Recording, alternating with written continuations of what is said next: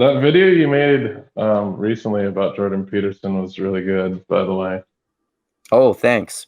Yeah, I wanted to do a detailed critique of, that, for example, that misinformation he was spreading about ivermectin, where the first author of the study said to him on Twitter, "Hey, I'm the first author. This was actually an abstract, and it wasn't submitted due to flawed methods, and it wasn't replicated."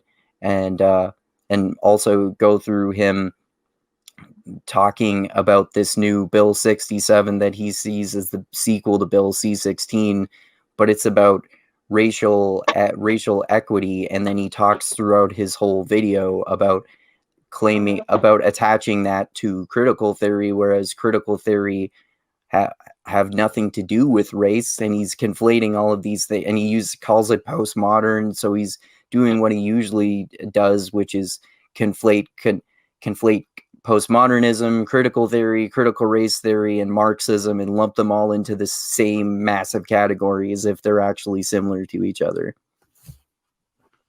What is Bill 67 anyway? What does it do? It's a provincial bill in Ontario where I think it's being proposed. It hasn't even been accepted yet. You might know more about this than me, actually, Chris, because it's in your province. But it's supposedly going to make it the case that in school, if this passes, that in schools there will be more like racial equity, supposedly, like affirmative action, and maybe racial sensitivity training or something like that, which I think that is stupid, because if I understand correctly, racial sensitivity training has been shown to be scientifically to be ineffective. But the important thing is that he's acting like this is the end of the world, whereas this is a bill that's been proposed and it didn't pass yet.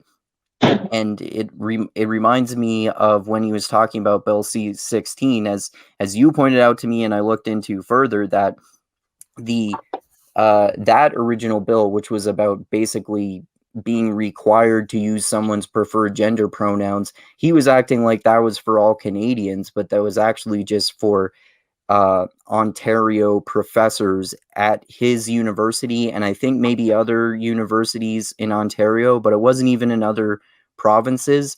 And similarly to this is provincial so far, and it hasn't passed. Even if it does pass, that doesn't mean that it's going to go to other provinces, particularly in much more conservative-led provinces like here in Alberta, or like in Newfoundland, or other really conservative-led provinces. So even if it does pass, I think it's highly unlikely to become this massive federal thing that's going to like destroy Canada, as he says. Okay, Well, I so he's disagree. kind of purporting it as if it's being passed federally. Is that what's happening? He's not claiming that it's being passed federally, but he says that it's provincial, and basically acts like it's only a matter of time before it will become federal. But you were saying you disagree, Chris? Yeah, and this is one of the, like, I don't agree with Jordan Peterson on everything, but this is one of the areas that I actually agree with him on. And I see it as more of not if it's going to pass, it's more of a when it's going to pass. I mean, NDP has brought it forward and it's moved on to its second reading. So it's just a matter of time, I think, before. Because you got to think Ontario is really controlled by the Toronto really rich North York people that live that whole voting area is huge in Ontario, and it's huge. It's got a lot of sway in Ontario in general.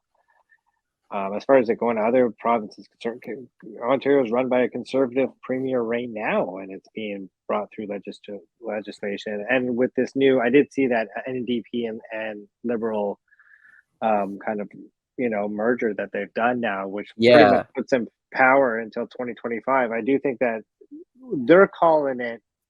Sorry,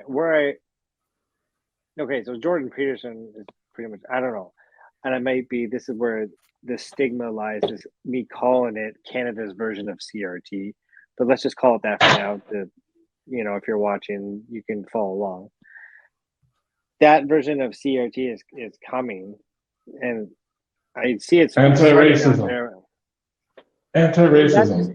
Yeah, it's not It's critical race theory, it's anti-racism. I pointed that out in my yeah, video too.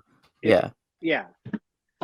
but it's weird. Like if you you know, if you're a teacher and you not want to be trained in this, well, you know, there'll be consequences for that. And the way they go about structuring it is more what I have an issue with. You know, if this is just like to educate youth more about, you know, Black history or February or whatever, that's one thing. But I don't think it's that. I think I think because the NDP is our super left party here in Canada.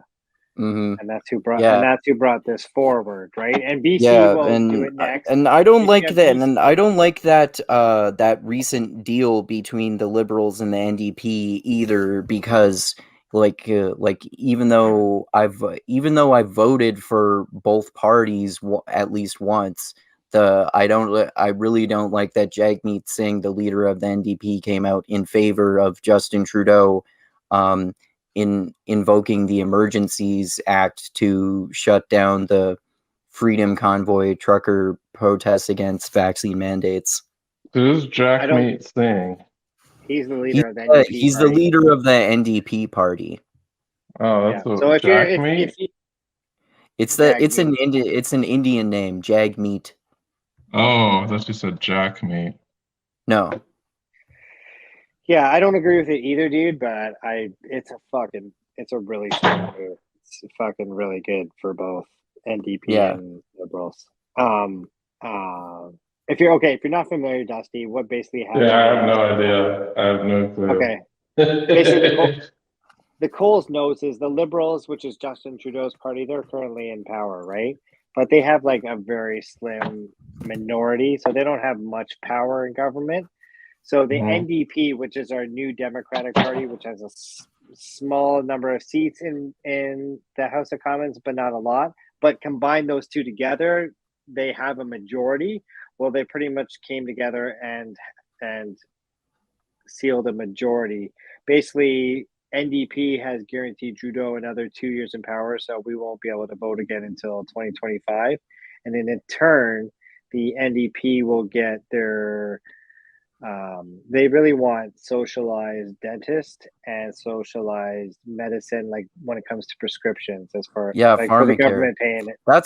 That's one thing that I actually like, that they mentioned that's one of the reasons that I actually voted for Jagmeet Singh before for universal pharmacare, because we have universal healthcare here in Canada in terms of going to the hospital and seeing the doctor and getting surgery and tests done and stuff like that, but not for prescriptions. So, I mean, I like that, but I just, I think that some of the things that they're proposing to do are good, and some of them, like the Bill 67, is probably bad. And I don't know if I like the idea of any party or coalition or anything like that having that much power. Although I know they say that they're not calling it a coalition because it's, I guess, like one step below a coalition, that their claim is what their claim is.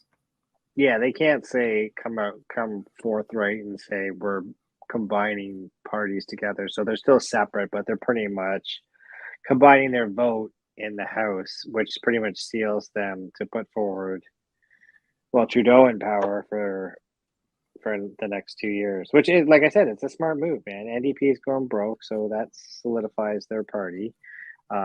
Trudeau looks like a fucking dick, especially after the whole trucker convoy.